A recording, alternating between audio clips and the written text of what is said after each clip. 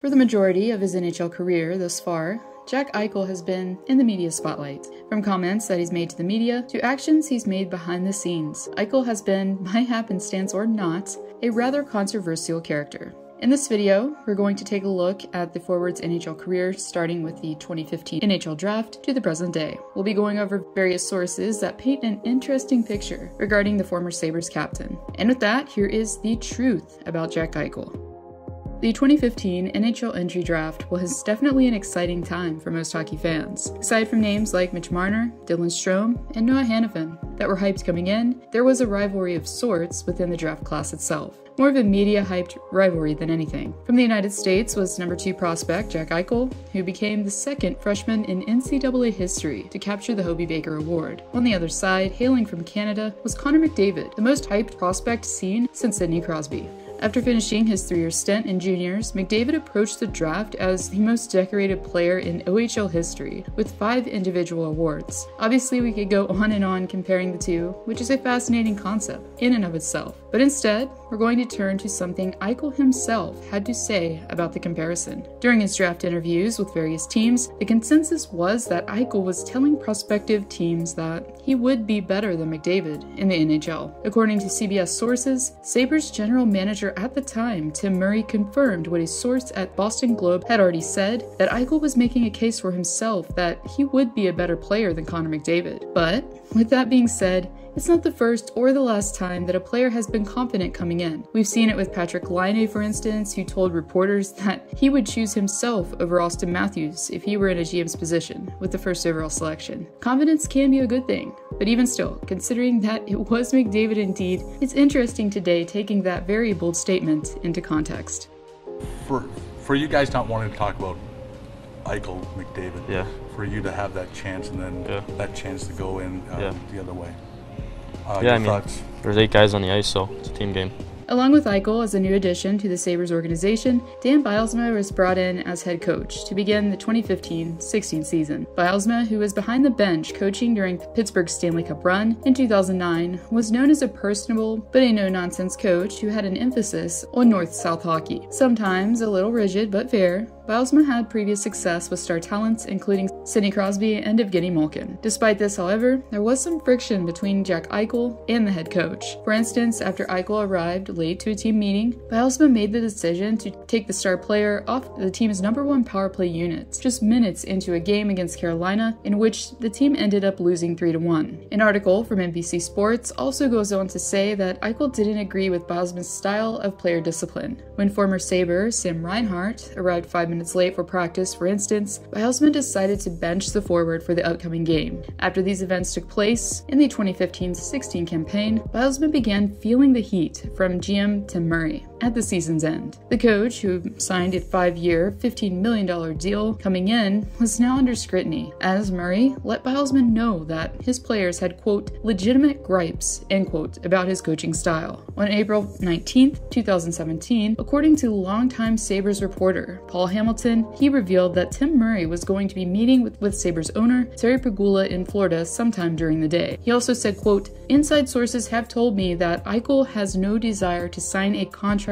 extension this summer if Bylsma remains the coach. So, quite a bit hinges on this meeting, end quote. Eichel, who was set to come off of his entry-level deal in the summer of 2018, would then be a restricted free agent. Regardless of what we all choose to believe here, Dan Bylsma along with GM Tim Murray were fired the very next day. In all fairness, however, Bylsma throughout both of his seasons as coach sported a losing record, something that the Pegulas attempted to remedy with a personnel change. However, as most of us know, this was only the beginning of the coach carousel that operated during the Eichel era. Eichel then agreed to terms with the team in October of 2017 and received an 8-year, $80 million contract in result. By the time his new contract kicked in to kick off the 2018-19 season, Eichel decided he was going to change his number. Interestingly, it's not something we see too often for players who choose to change their numbers outside of simply trying to accommodate a teammate who may have seniority. Eichel gave his reasoning behind the decision, saying, quote, "The number 9 has always been a part of my identity, as both a player and a person. The opportunity opened to switch, and I felt it was the right time to make a change," end quote. Well,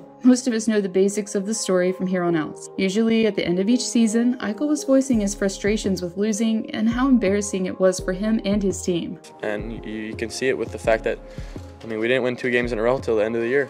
Up until the shortened 2019-2020 season, however, Eichel hadn't formally requested a trade. But according to Sportsnet, Eichel is on record saying himself that he asked for a trade following the shortened 69-game season. Eichel went on to reveal his motives by saying, "I'm a competitor. I want to win, and obviously we hadn't won. This is a business. I looked at it as a decision I was making strictly because I thought it was the best business decision for me as a hockey player," he says. So we can then surmise that Eichel indeed wanted out, just like several other players, such as Ryan O'Reilly and Rasmus Ristolainen did, for the same reason. They weren't winning. And I'm sure it was still a tough pill for Sabres fans to swallow, but in the end, it's a player's ultimate choice to stick with an organization, or try to move along and win elsewhere. Unfortunately for Eichel, however, the Sabres wouldn't have a lot of time to move their star player, at least before the next surgery. Yes, the same injury that shook the hockey world and became a long-time spectacle for fans, media, and even some players to comment on.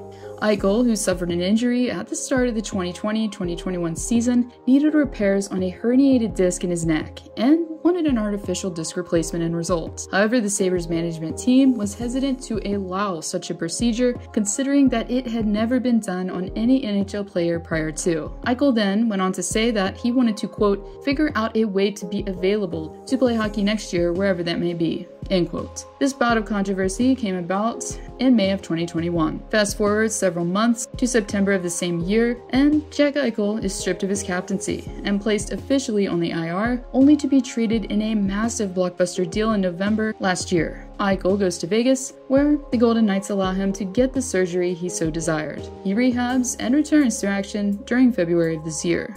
And just like that, Eichel is set to face his former team just weeks after making his debut with Vegas. As Eichel took to the ice, it was immediately apparent that the Sabres fanbase was torn. Some were still cheering on their former captain, while others were contributing to the chorus of boos that filled the arena once he touched the puck after the opening faceoff. As far as the former captain was concerned, things could not have went worse for him and his new team. Not only did the Sabres get past the Knights with a 3-1 victory, but both Alex Tuch and Peyton Krebs contributed to the 3-goal total. Both players were pieces involved in the trade that ultimately sent Eichel to Sin City, making this a very poetic and satisfying win for Buffalo. After Eichel made his way off ice, however, and went to face the media post-game, it then became evident that the forward wasn't able to keep his emotions in check after enduring such a loss just moments earlier. "It's the loudest I've heard this place ever. Really. It only took 7 years and me leaving for them to get into the game. It was a nice tribute.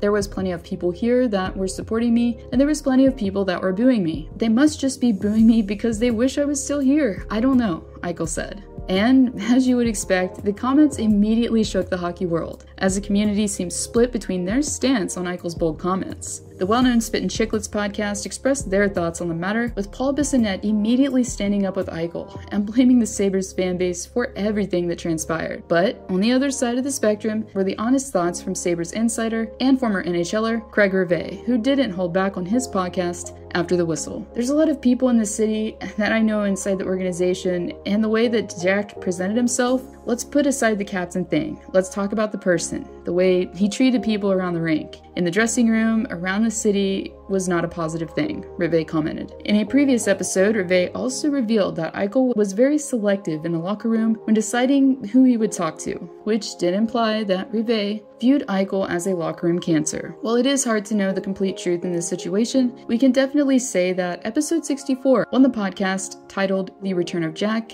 got the hockey community's attention, as it was trending as the #1 hockey podcast 4 days after it was released. Everyone who watches this video and has followed the Eichel story will have their own opinions on the matter, and most will be very strong ones. But what we do know is that the Vegas Golden Knights were arguably one of the most hyped teams to win the Stanley Cup after they traded for Jack Eichel. They have had a lot of injuries, yes, but the fact still stands that this team just might miss the playoffs entirely for the first time in the history of their franchise. As for Buffalo, who has been trending in the right direction as of late, they have had poor management for years. Management that has made some poor decisions, which is undeniable. But we haven't seen a star player be so repeatedly outspoken about his distaste towards his situation or his team of this magnitude before. And for many, it was easy to sympathize with Eichel's predicament in Buffalo, watching him countless times express his frustration on ice. At the same time, however, as team captain, you have to wonder if some of the attitude did indeed slip into the room and create